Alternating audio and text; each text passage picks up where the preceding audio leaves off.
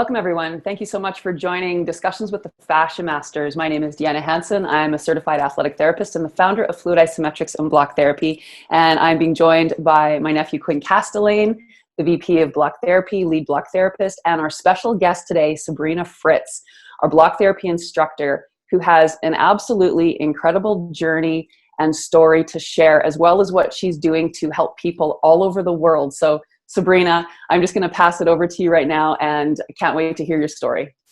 Well, thank you, Deanna and Quinn. I'm so excited to be a guest today with you. And boy, I tell you, it's been a journey. I'm going to go back to a little bit of my history. I used to be in mainstream corporate America as a human resources manager. And so I was that benefits administrator. I was the one that was doing the annual enrollment, ensuring everyone got on health insurance and took care of their health and having that annual preventive maintenance, go to the doctor once a year. And that was really what I was programmed, and the belief that I had that was important. And so anytime that I had an issue, even if it was a emotional or mental issue, I would go to my MD. And usually that meant a prescription. I would leave with some sort of prescription. And, even when I was back in the day and depressed because I was drinking too much, I was in an abusive marriage, I was put on Prozac. And the combination, because I didn't stop drinking, was not a good mix. And I at least still had the cognitive awareness to know that this was not something that was valuable for me. And I was able then at that time to stop drinking and work on myself and finally get the strength and the courage to leave that toxic relationship a couple years later. And when I was continuing on this path, I had gotten remarried. I was really happy at that level in that relationship, had a new child. So I had 3 children at that point. And then I found myself one day being forced off of our mountain highway. And I had my 2 daughters in the car at the time, and I knew I couldn't stop this accident from occurring. And so I called upon my angels to help protect us. And I just said, help us get through this, help us get through this, help us get through this. And they did. When we rolled over and ended up on all 4 tires, we were virtually uninjured. And the semi-truck driver that stopped to let me know that the police were on the way thought I had lost my mind when I said, our angel saved us. And I had no doubt in that mind, something shifted, something changed. And after that accident, I was given a list of things to do, which is a whole nother story. But ultimately, what ended up happening from that event was I was led to become trained in a specific healing modality. And everything at that point, with my awareness, my consciousness, really shifted. And I could see a bigger picture. And I was reminded that the body has the innate intelligence to heal itself. And that was huge. And so then as I was helping others and healing others, I was healing myself on this journey. And it ended up that I became one of 21 associate instructors in the world, traveling around this planet, teaching others how to do this work, and even children. And I loved it, was very passionate about it. And unfortunately, there came a time when I realized that the philosophy taught from stage was not the same way that the organization was being run. And it was creating a little bit of a discord in my personal integrity to keep showing up, knowing what was happening behind the curtains, and that's what happens when we peek behind the curtains, we see a bigger picture, and it's not always what we anticipated it to be. And so at that time, I made a very difficult decision to leave that organization. And one of the things at that time, I'd already left my corporate position. And that was the biggest thing, was because I was the benefit provider of our family. My husband is self-employed. He owns his own business. And it took me a very long time to incrementally change my beliefs around health and wellness and the role that medical providers played. And so as I knew I wanted to leave my corporate position, I had to change the beliefs that I had in order to align to that. And that invitation came one day when I was in the office, and because I had created the work from home schedule, working only 4 days a week in the office one. And the day I was in the office, the CFO let me know that the CEO wanted me back in full time. And allegedly I was a bad influence on the other employees because they wanted what I had, and I was pushing for that. I wanted this male-dominated civil engineering land surveying firm to have flexible work schedules. I recognized the productivity that increased and the morale and how beneficial that was.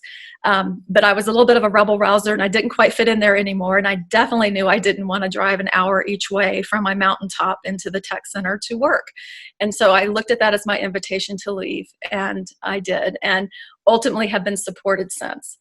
And so as I left this organization that I was working for after that in this healing realm, I hid on my mountaintop for a couple of years, trying to figure out what I wanted to do. And one of the things I was doing was homeschooling my youngest daughter, which that was one of those items on that list from the rollover accident I had, that I would be homeschooling. And when I was approached then by a woman that I knew in the PR field out in LA, who was starting a new branch for her organization on booking conscious and transformational speakers.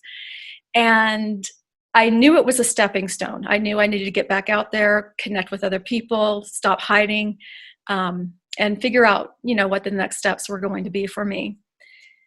So I accepted that position, knowing ultimately I was going to be meeting people that would be beneficial for my future. And I did. I ended up meeting two specific people from that time that are still influencing my life at this time. And one of them was a client, and another one was Deanna, when she was introduced to me by somebody representing you at the time. And she reached out and thought, you might be a good client for me. And although I didn't have that platform at the time to reach the body workers and to really grow your business, I was intrigued by what she was sharing about block therapy and the fact that there's this 2,000-pound force per square inch with scar tissue, injuries, the frozen fascia. I had 2 C-sections in my past, and so I had a lot of thick, dense abdominal tissue that I wanted to work on. And honestly, that was the biggest thing that drew me to this work. And that's a big testimony to the life that I was living at that point of having better health. By that point, I had already not had any medical needs or reason for medical care for 10 years. And I'm very fortunate about that. And again, the beliefs and the thoughts, my cells are listening. But yes, I wanted to, work on my physical alignment, because I was always I was doing the coaching, the living in alignment coaching with your mental, your emotional, change your beliefs, have your spiritual life be in balance with all those other things. And the physical, I was definitely working on drinking lots of water, proper nutrition. But I wasn't really addressing the physical alignment, my skeletal alignment and things like that. I wasn't really consciously aware of how I needed to adjust that until I learned about block therapy. So when I started this practice, I brought it into my home, and at the time it was a DVD. None of this was available online. I just love what's available now. And I went through the DVD, the intro DVD, and I had the positions down, and I just did what was recommended, 15 minutes a day. That's all you have. And so I would do 15 minutes a day, self-guided, just work with it, and was definitely noticing changes and became a fan. I was telling people about it. They thought I was a little crazy, of course, how are they going to release pain with a wooden block, but it didn't stop me from sharing.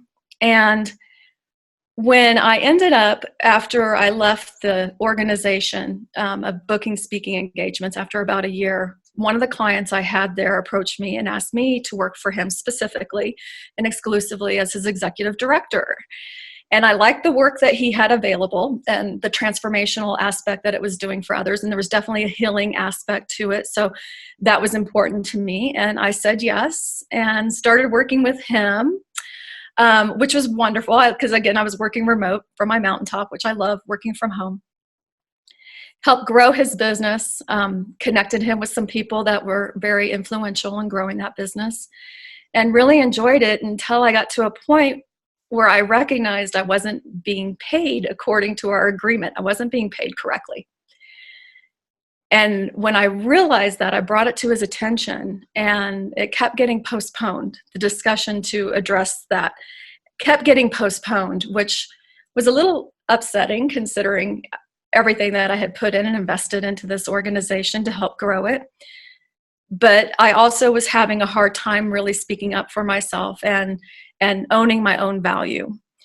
And so I let it go for a while. And then the first of the year came in 2018, and it had been about 5 weeks at that point. I brought this to his awareness, and I had this realization, like, silly me, shame on me. I keep showing up, I'm doing the work. Why, am I doing this if I'm not getting paid correctly? And so I decided at that time to stop providing services until we worked out that. And he agreed that was, we should meet in a couple days. But by that time, the energetic release that took place after I stopped providing services was palpable enough to know that I was not supposed to go back and work with him again, that it was a toxic relationship. And then I was having this awareness that the types of relationships I was involved in historically in intimate partner relationships were abusive before my current husband. I just want to be clear, I've been married for over 20 years. He's a good guy, okay? Not talking about him. But I had shifted from the bedroom to the boardroom with these type of, what would be considered almost a codependent type relationship. And a lot of people refer to it as a narcissist and empath type relationship.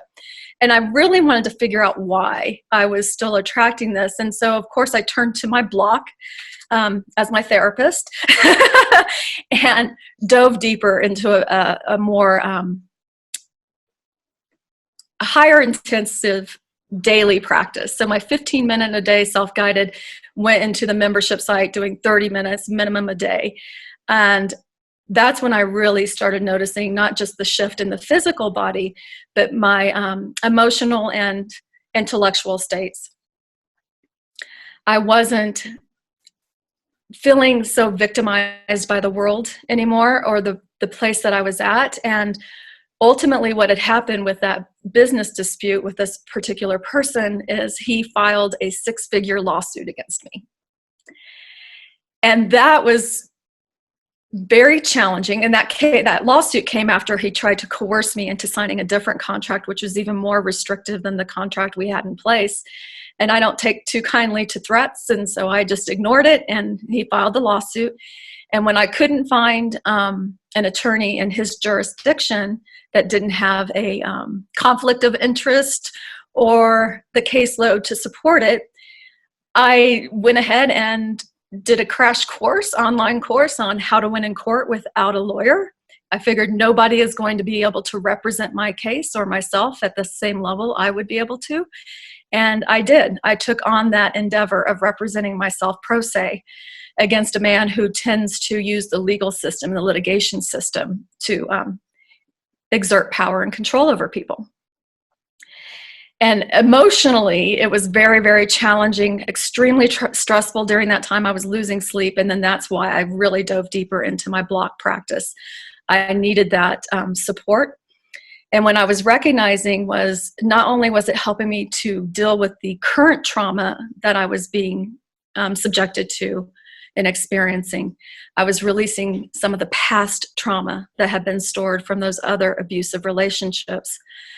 And that was extremely liberating for me and very exciting for me. And as someone who wants to help remind other people that their body has the innate intelligence to heal itself, I then realized I need to become an instructor. And I remember sharing with my husband, it's like, if he ever pays me this money he owes me, I'm going to invest in Block Therapy University. And he's like, well, how much is it? And so I told him, well, $2,500. He's like, well, you can do that. I'll get you in there. You could go do that. And so that's how it started. In last September 2019 is when I came out to Canada and was able to start the Block Therapy University at that time. And I had a goal that I wanted to be certified by the end of the year. That was important for me to start 2020 with that certification. And I met that goal. And as I was getting ready to actually do in-person classes, of course, things started shifting with our world and where we are currently in the state of lockdown and isolation at home and things like that. So it worked out well that I could start teaching people remotely through Zoom. But one of the other things that happened during that lawsuit time was that I went ahead and acted on that inner nudging I had been receiving of becoming a volunteer. We have a local nonprofit in my mountain community in Conifer, Colorado, called PeaceWorks, that basically serves survivors of intimate partner domestic violence, sexual assault, and human trafficking. And I wanted to volunteer on the crisis line. I took the training to do that. And I wasn't getting enough action, so to speak, on the hotline. It seemed like I wasn't scheduled at a time where there was a lot of calls coming in. And so when the opportunity arose to have a part-time on-site advocate for their safe shelter, I went ahead and jumped at it, knowing that it was continuing to help me address my past and heal and move forward from that trauma, and that I could help others do the same. And so for the past little over a year now, I've been doing that on site. And I can tell you that when you're an advocate, it's a calling. It's not something I don't think you just choose to do, like you're looking at your college little curriculum and go, oh yes, I want to be a victim advocate. It's usually some sort of inner, personal experience a lot of times that causes you to want to help others. And in doing so, though, to be an advocate, it is extremely stressful. And there's this thing known as vicarious trauma, the secondary trauma. Trauma occurs not only from experiencing it yourself, but witnessing an event that happens to somebody else, or even hearing about that event. And so it's very common in the advocate field to burn out very quickly, especially if you don't have a dedicated self-care program. And so I really feel like I've been able to show up in my advocacy work at the level that I am and to assist others, because I definitely always put the oxygen mask on first. And that means every morning after, I have my little daily meditation I read and I focus on, and then I'm on the block. And that is so important because, again, it's that combination, that meditation, exercise, and therapy in one. And for me, always busy, have a lot of demand on my time. This really, I feel like, turbocharges my self-care practice. And without it, I would not be able to do the advocacy work. Now, fortunately, PeaceWorks is open and wanting to really help the residents. It's a short-term emergency shelter, so it's not like we have a year to work with somebody to really dive into all these levels of trauma and experiences that they've had in their life and the patterns that are repeating. We have a short time to work with them. And so for me, one of the things that I realized was, I can always connect my clients to their diaphragmatic breath. And I had always been telling people 3 deep breaths, just 3 cleansing breaths, always go to the 3 cleansing breaths, but I never defined what those cleansing breaths were. And I didn't really know them until I learned them from Deanna. And that diaphragmatic breath, the breathing in and out through the nose, activating the prana, nice and slowly, the belly breath, that is something I can give my clients. And what I tell them when I'm doing it is available to you 24/7 free of charge. Because most people come in, they've been financially traumatized and abused as well. They don't have a lot of resources necessarily. They're looking for housing, all these things. So what can I give them that they can walk away with that is a tool that they can access for the rest of their life? And it has been a game changer. I've had people tell me it's life-changing by just having that only. But one of the beautiful things here with the current lockdown orders that we've been under in the state, safer at home now and all that, we're doing remote advocacy. And so I've been able to teach block therapy, got a few blocks at the shelter for them to use remotely. And that just started, I want to say, about a month ago now. And already the impact that it's making on people, they're getting addicted to it. They're not just doing the one class I have once a week for the residents, they're copying in on the other ones I have as well. They want to get there. They're taking the block with them to work in their car. They're putting it underneath their legs. It's becoming a lifestyle. And one of the residents, she's just really taken to it. And one of the things that she said to me the other day is just like, since doing block therapy, it's like rays exerting out from her body, just lining up new pathways and areas that she can go and grow. And, it's just, that's what lights me up. When other people connect to their own inner power and their own strength, because I don't want people to look at me like I need her to help me. I want them to be able to help themselves, because that's where the real power is. When they can turn within, they can access that power, everything is possible. And I just love that this is just another way that I can show people that they can do it for themselves. Wow, Sabrina, I am so appreciative of you sharing your story. One of the more challenging things for Quinn and I, for all of us really, as instructors, is to really identify the profound life-altering benefits of lying on this piece of wood, right? It seems like it just seems too good to be true when you hear other people's stories. And, some people are going to be coming to the process because of physical pain. Some people might be from anxiety. Some people might want weight loss, anti-aging, whatever the reason they get there. What your story has shared is the absolute full effect of creating that space between your cells so that we can listen to what those cells that are deeper than what we are consciously aware of are saying. And it embraces every aspect of life. And in 20 minutes, you kind of clarified the whole story. So that was amazing. I just thank you so much. And you and I have both shared some very common history, by the sounds of it, with our ways of hiding from life and the relationships that weren't best for us to thrive in the world. And for me as well, it was this process that allowed me to move through those scary, murky times in my life and see that clear path. And that's really what that space is all about. It's putting that space back. It gives us that ability to see with that clear vision and even go back into past memories and understand those experiences from a different perspective so that we can change that pattern of thinking around it and get those negative habits out of our body and our life. So thank you so much for being so open and sharing some really difficult stuff that you've been through. That's really, in my opinion, what the world needs, is for us to not feel embarrassed or shamed or judged.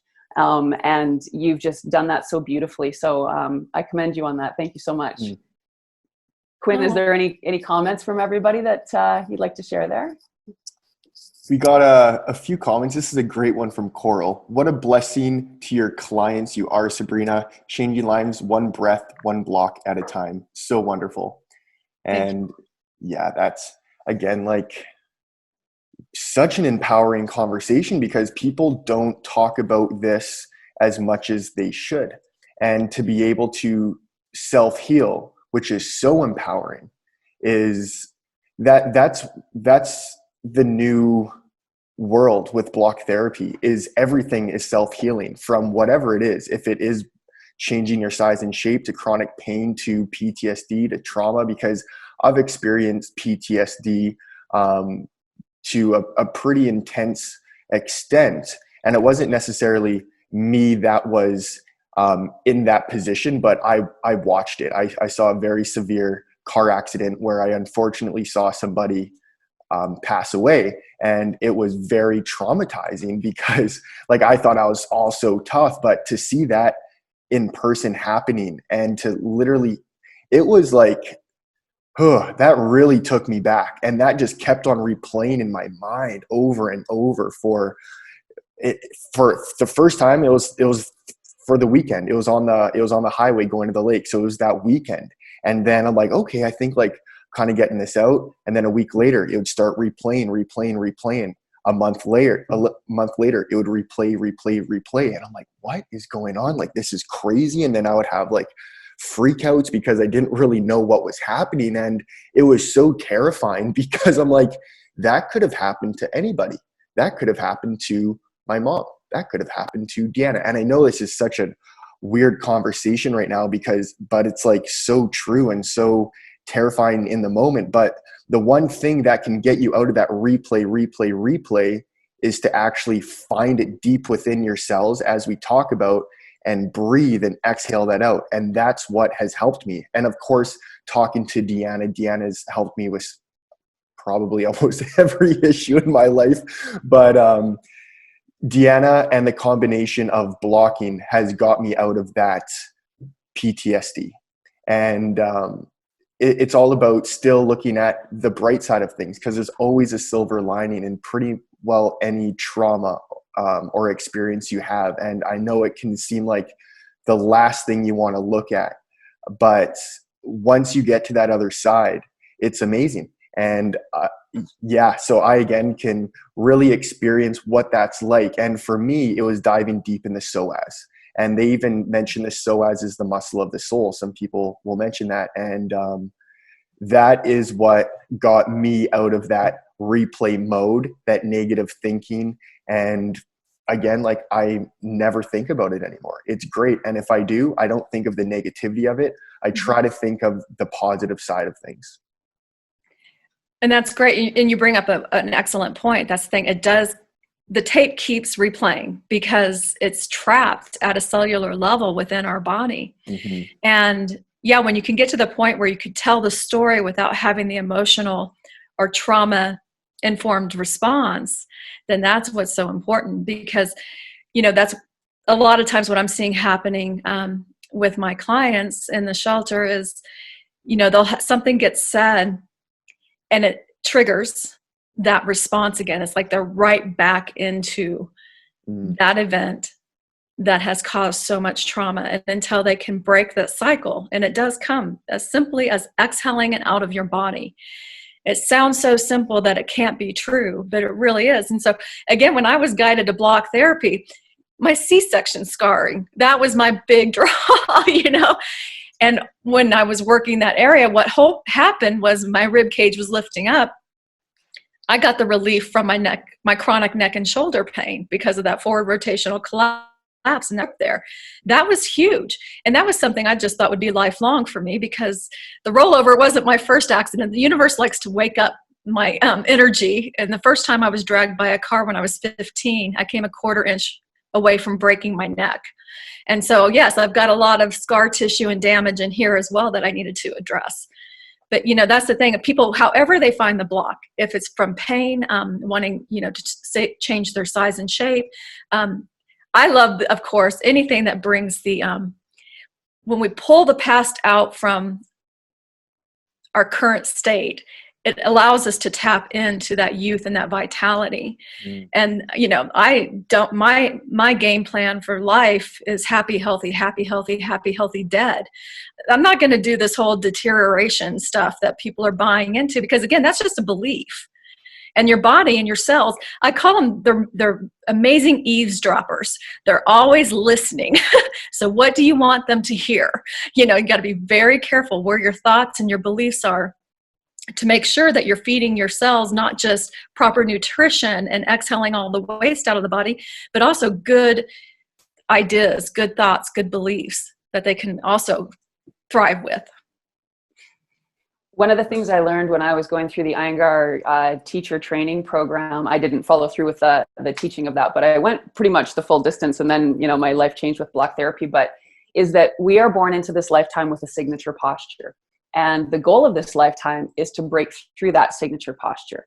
And the way that I understand it is our signature posture is based in how our diaphragm works. Because wherever we're contracted in the diaphragm, that is the muscle that is going to be sending the oxygen to all of the cells in the body. So if we have compression over on one side and the diaphragm isn't able to actively send the oxygen equally to all sides of the body, there's going to be areas in the body that are blocked from flow. And that will be everything from like the physical body and the manifestations of something like, say, a bunion on your foot.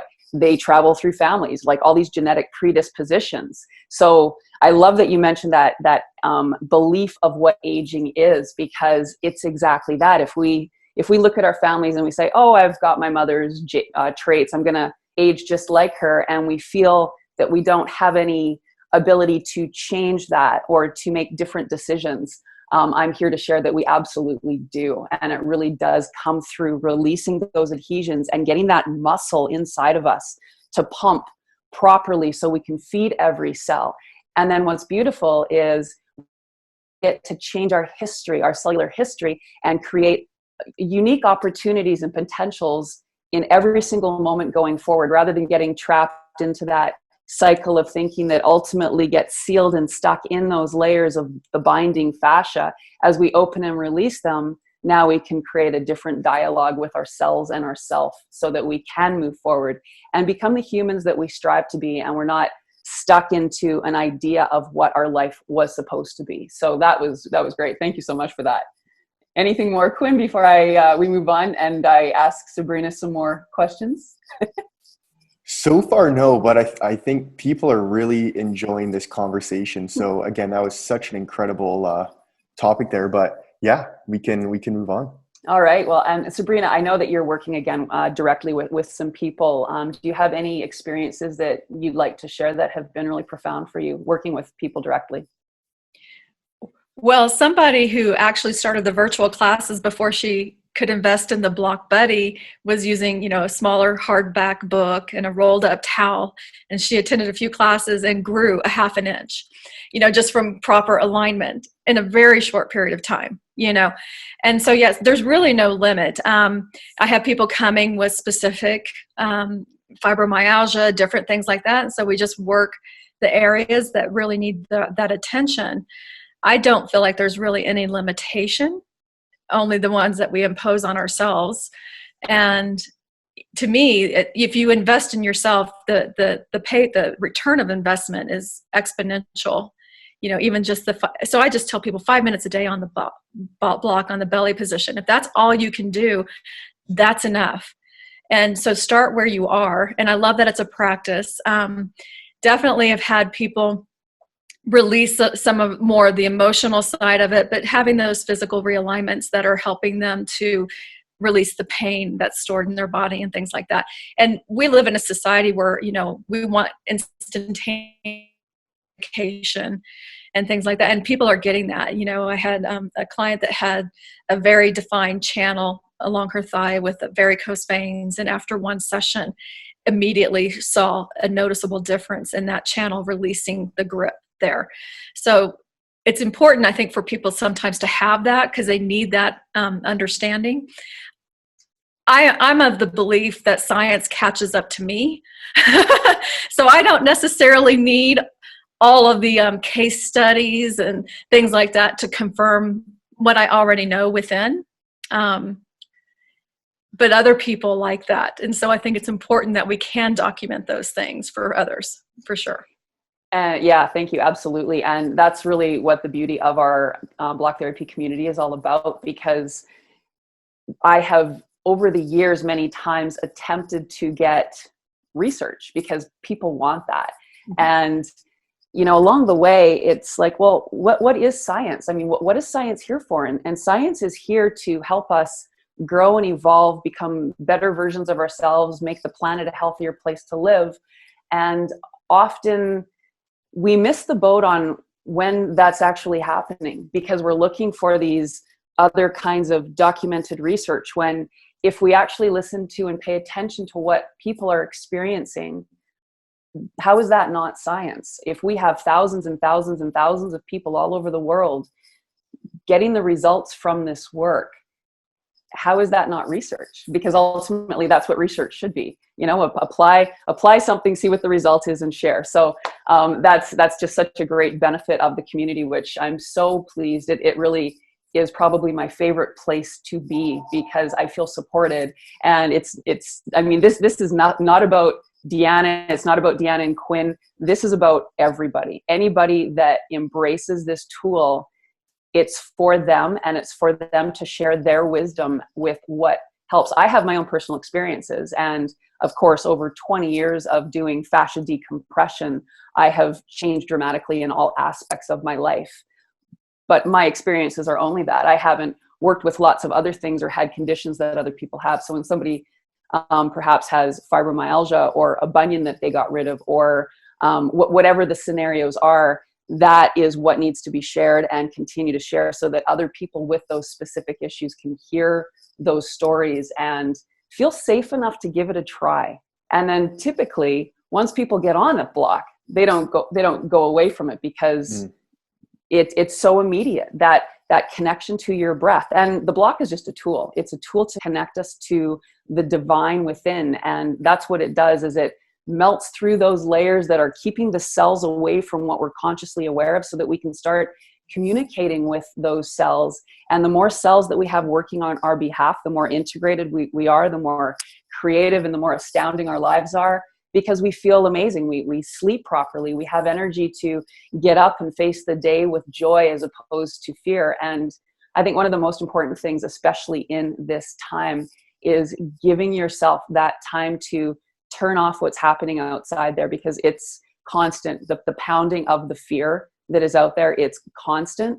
And I mean, how can it not affect you if you don't give yourself that time and space to disconnect from that information and to start connecting to the information that God gave you within to share. So thank you for that. That's amazing. Mm-hmm. And I agree completely that, all that inner strength, all that power comes from within. We have that source energy within us that most of us are just not even scratching the surface of connecting with that and the potential that's there. And that's why, the philosophy of block therapy is become your own healthcare advocate. And yes, absolutely yes. And, so here I am over 15 years later. I haven't needed medical treatment, knock on wood. It's been, my beliefs are lining up, and I even healed myself from 3 massive dog bites that occurred at one time using more holistic. And I knew the dog didn't have rabies, so I was good. But protocol in order to do that. And, it just comes down to good common sense. What does your body need? What I love about block therapy is everyone on the block, it's like I'm not telling them what they need. Their body is telling them what they need. Their body, their breath is guiding them. And that's what's so beautiful about it, because, when we look on the exterior and the world around us, that's when we get caught up in the chaos. And we tune within, that's when that's where that power resides. And so the same thing, if we're looking out to somebody else, if I were ever, I just saw it change to Super D. I love that. If I was looking at Super D as my source of well-being, I'm putting us both up for failure, because you can't be that for me. And, I can't have you be that for me. And so that's what I love about this work, is empowering others to tap into their own personal power, to find that strength, let their body show them what they need. And it won't go wrong. They will not go wrong with that. It's so exciting to see people have that aha moment when they have that connection. And yeah, once they're on the block, they don't go back, because it becomes very addictive. It's fun. My eldest daughter calls me a dominatrix. And I'm not. I don't like seeing people in pain, but I do lead them to their pain, because that's where they need to be. I'm not here to see people suffer. I'm here to see them have freedom from that suffering. And sometimes we have to go through the chaos, the pain, and unravel that to get to that side. But I find it very addictive. And, it's a good addiction. I love having good addictions. We all have addictions in our life, and this one's a good one. So. And therein lies the difference on that pain topic. Block therapy isn't causing you pain. It's making you aware of the pain that you already have that's deeper than what you're consciously aware. So that's a big differentiator, because, of course, who wants to add pain into their lives or into their body? That doesn't make sense. And I think sometimes there's a bit of a disconnect in that understanding, like we're pain seekers. Well, no, that doesn't mean that we are, what's the proper term for that? When we say masochists or whatever? Yeah, doesn't mean we're masochists. It means we have this pain and we want to give it a voice and a presence, because it's speaking to us. Those cells are communicating to us with that message of pain, because they're doing their job, but we're not doing our job giving those cells what they need to allow us to thrive and to function. So pain is the message, like, hey, Deanna, you're compressing and you're expecting me to digest this big meal, yet you're squishing me and I can't do my job. So now I have indigestion. So when we can pull ourselves away from, being attached to the disorders that we feel we have. For me, anxiety, right? I mean, I had, this whole process began for me through an anxiety attack.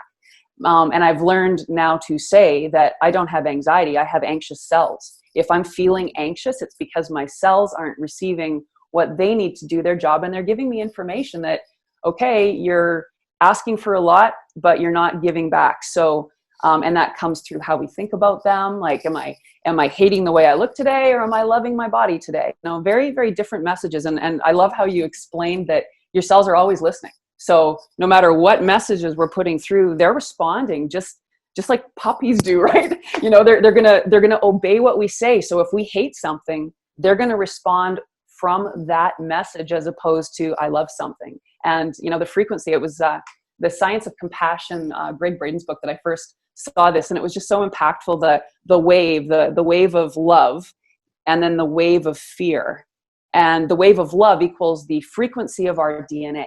So every time we pass a loving thought or experience love in our life, we're passing that high frequency wave, and we're tapping onto all of the codons in the DNA. As soon as we start using fear messages, we're not tapping onto those codons. And if it becomes a conscious thing, they start to shut down. And then we start to shut down, and we compress and we compress, and we hold and store all those fear emotions, memories, whatever it is that gets us to contract the way that we do in response to pain, fear, and stress. That's what really the issue is. So with that block, we're able to open things up, free those old belief systems, as well as the toxins that also ultimately weigh us down, to create a clean fluid system. And as long as your cells are properly fed and clean, ultimately, why should they go through any process of aging? Because compression from gravity over time ultimately causes aging. So if we can decompress, put the space back into the body that we've lost over time, pull out all those past everything, what's stopping us from aging well beyond what we today know as normal, and doing so in the most healthful way until we die, as you mentioned. Yes. And that's a good plan. I hope everyone wants to adopt that plan, because again, the decline, that's optional. It really is. Yes, we go through natural change with gravity and different things. There's going to be wrinkles and that come along, but the physical decline is not, that's optional. It really is. There's a different way of being. And I'm excited about that, because I think, everyone has this potential. I'm not unique in this. Nobody, everyone has this potential.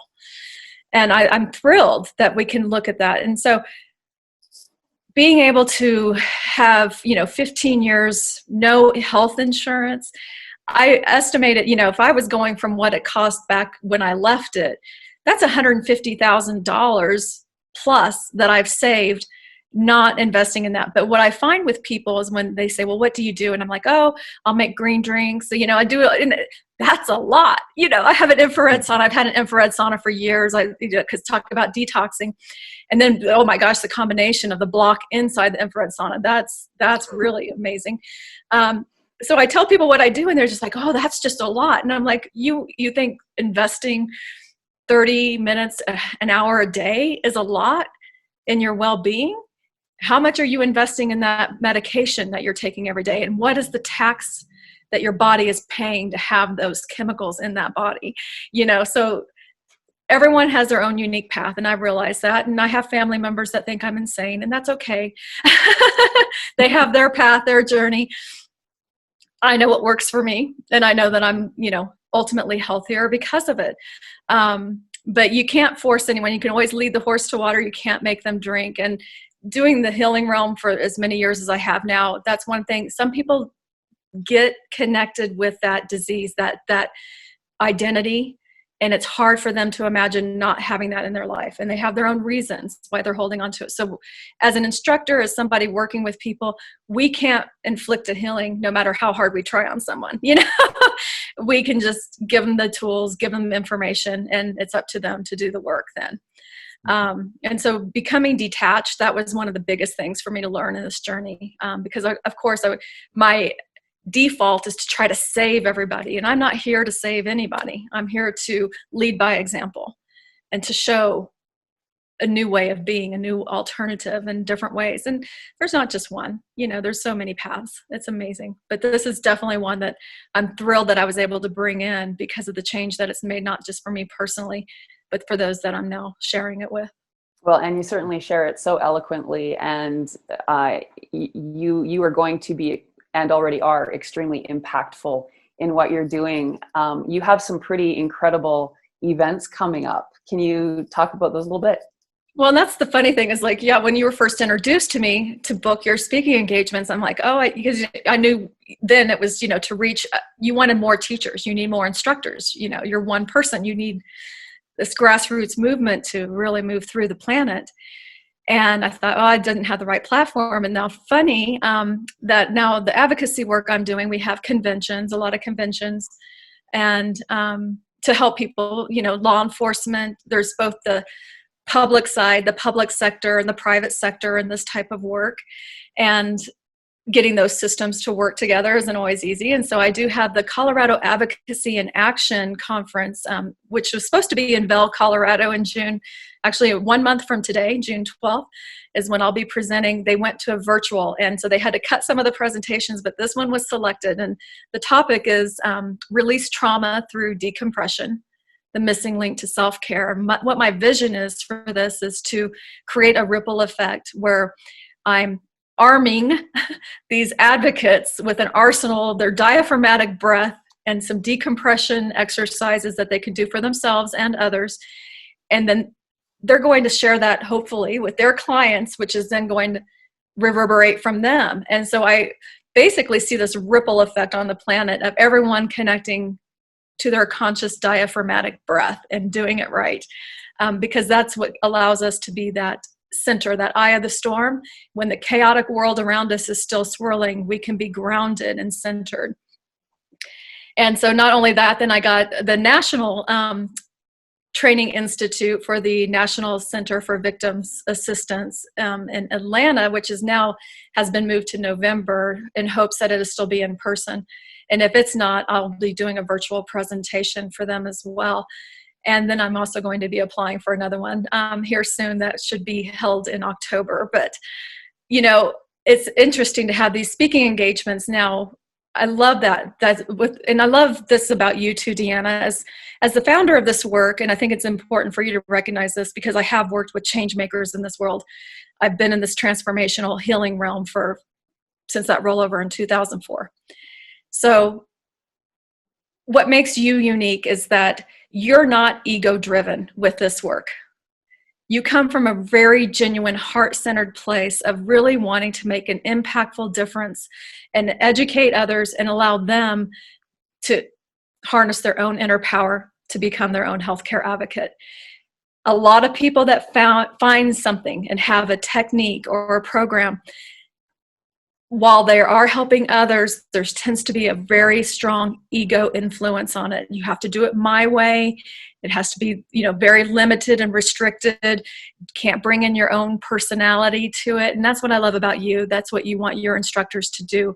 Bring in their own energy, bring in their own uniqueness, and kind of specialize in a way this work that works for them. And so this is how it unfolded for me. Is like right now my passion is to help survivors and first of all eliminate that label of victim. I'm a client advocate, not a victim advocate, and help enable them to become that their own champion and rely on themselves. And thank you for doing that because that's huge and it's uncommon, just so you know. It's not. And because of that, that's why I hid on my mountaintop for a couple of years, because I was like, I want to get out and I want to help people.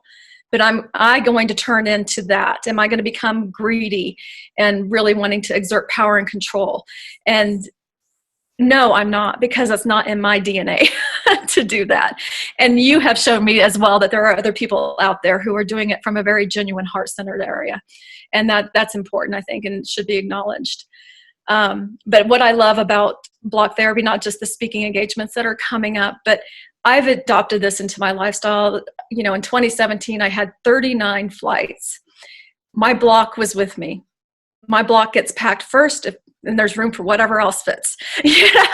I'm using it on the planes. I'm using it on road trips. But here recently, since one of the great things that have come from being isolated with my husband, he's also my tattoo artist. And so I've finally been able to get my left sleeve worked on. That's been 10 years in the process. but I have actually brought the block into the tattooing experience. So, because if I'm focusing on the pain on the block, I'm not feeling the pain on my arm. And breathing diaphragmatically and using the block has transformed that way. Because, no, I don't know anyone who loves getting tattooed. I know people who love tattoos, but the actual act of getting it is painful. And that prevents enough people from doing it to begin with. But for me, I've just now had a new way of doing this. So my husband knows that I have to set my blocks up first and get comfortable before he can start the machine, and start tattooing. And it helps him then too, because I'm staying in place. I'm not moving around. I'm not wrenching in pain. I can go longer than 2 hours and things like that. So it's been a transformational experience there too. Thank you so much for sharing. Limit to it. Yeah, that was, I really appreciate you saying that. And I really do feel that, I mean, for me, this isn't about ego. In fact, it's funny because there's, I think, a bit of a double-edged sword to that. I think in my 20s, one of the things that I projected for my future, because I was such a mess, was that if I can create something that is, so helpful for everybody, maybe everybody will love me. I mean, like it's funny how you can go back and you can look at the insecurities and what has led you to a certain point. So, I mean, it's funny too, because I remember taking the Iyengar teacher training. And at that time I was so immediate to blush, and I still do. I mean, it's funny if somebody catches me off guard, boom, I'm red. But it used to drive me crazy to the point where I would hold my breath and I would try to hide, and then I would get redder and redder and redder. So we were having this chat with the instructors with this senior teacher. And she said, so what are some of the things that are limiting you from feeling really good about standing in front of people and talking? So I raised my hand, because that was part of this journey for me, forcing myself to get out of my comfort zone and deal with my insecurities. And I raised my hand and I said, well, I'm so insecure that, like, the moment I start to speak, I blush. And she's like, well, that's because you have such a big ego. And I was like, what? I thought it was the opposite. But I mean, she really kind of put it to me, and it was like, she's like, you care so much about what other people think about you that, this is the response. And it was like this aha moment that, wow, okay, I really do. And I need to work through that.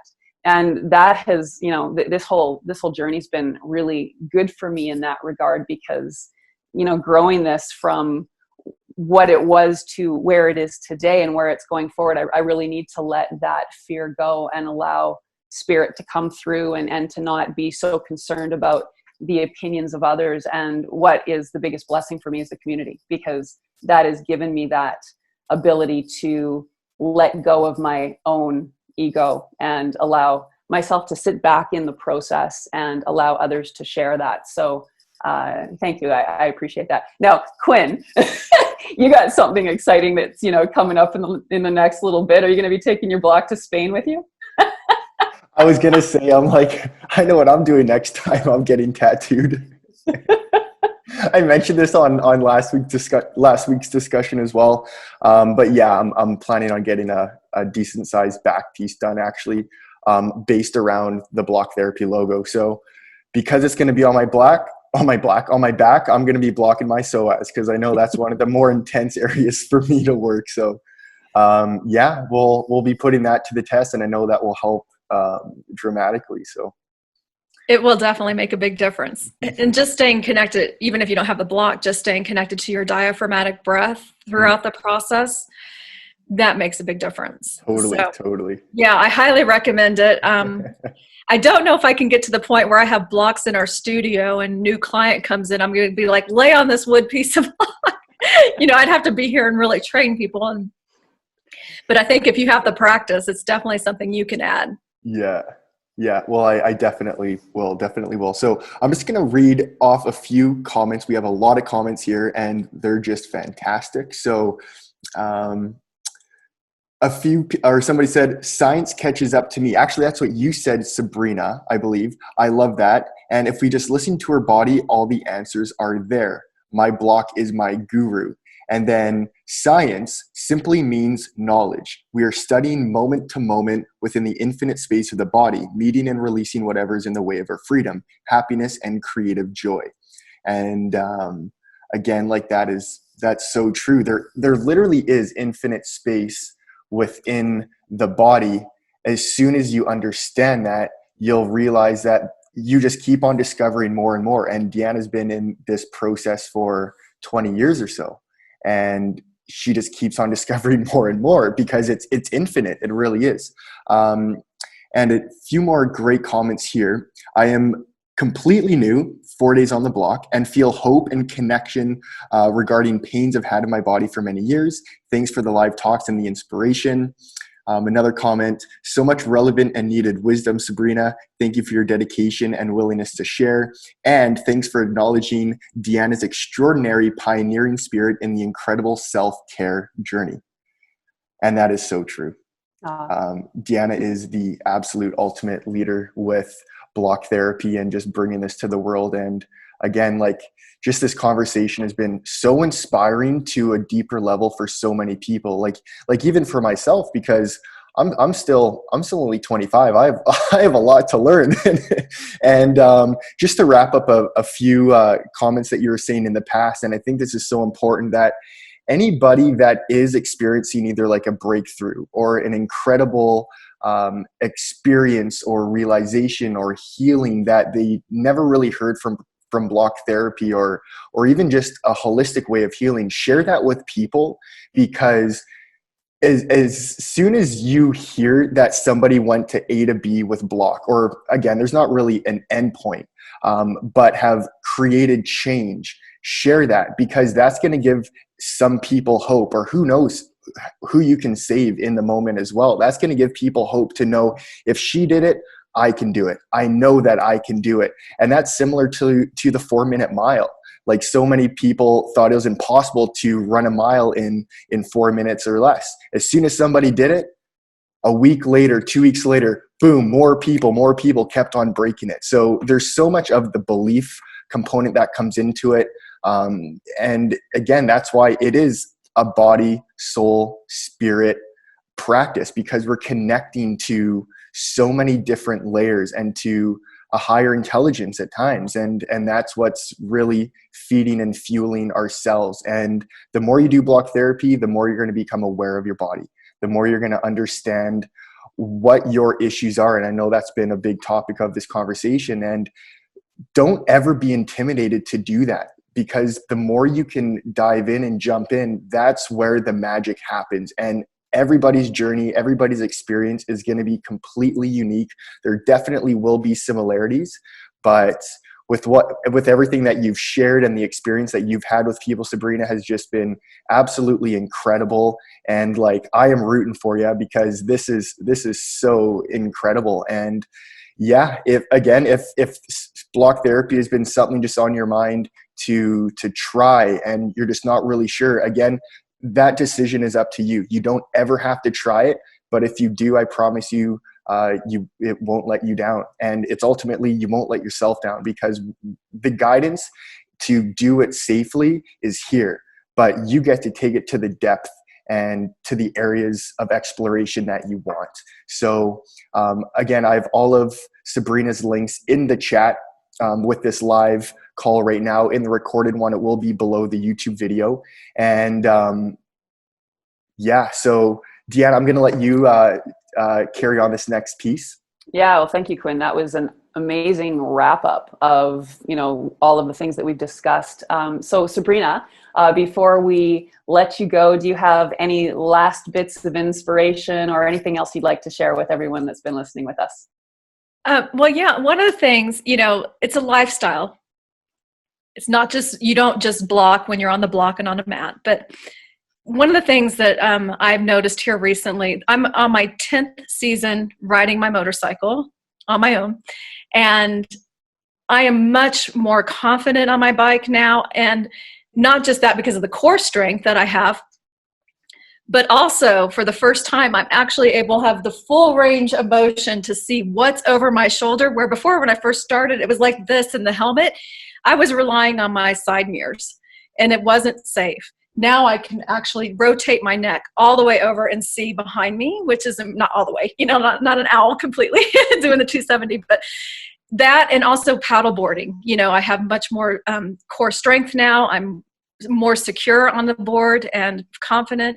And so it just helps in every area. And as a grandmother, it's important for me to make sure that I can lift my grandchild up and take her to the park, swing her around, and do all those things, and future grandchildren as well. So it is definitely a lifestyle and something that can complement no matter what you're doing, no matter what your hobbies are, no matter what your goals are in life.